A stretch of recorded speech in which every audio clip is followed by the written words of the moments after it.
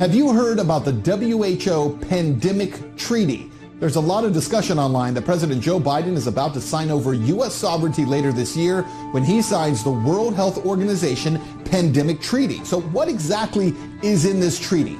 And will it really give the WHO incredible binding power over U.S. citizens in the case of another so-called pandemic? We'll break it down for you today. I'm Ben Swan, and this is Truth in Media.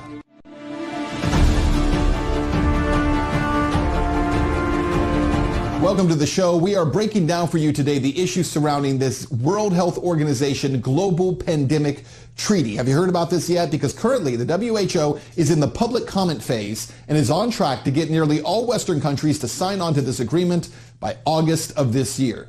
So what exactly is in this treaty? We'll tell you about that in a minute, but first a shout out to our... What exactly is in this treaty? It is an agreement on pandemic preparedness that would grant the WHO absolute power over global biosecurity, such as the power to implement digital identities, vaccine passports, mandatory vaccinations, travel restrictions globally, standardized medical care, and so much more. But let's be specific about what this treaty does, because it gives enormous powers to the WHO in the case of a pandemic.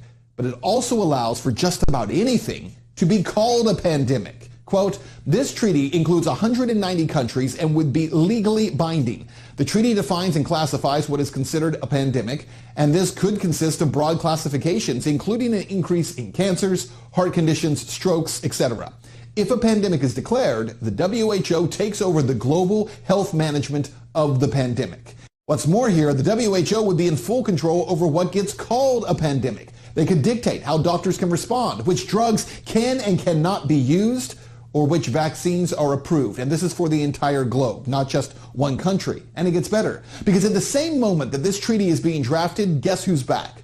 Bill Gates has announced the creation of a pandemic germ team that will monitor sovereign nations and decide when they need to suspend civil liberties, force people to wear masks, and to close borders. According to Gates, the global team will be made up of some 3,000 disease experts under WHO purview and will receive around $1 billion per year in funding. Look at this, quote, the team's disease monitoring experts would look for potential outbreaks. Once it spots one, germ should have the ability to declare an outbreak and work with national governments and the World Bank to raise money for the response very quickly.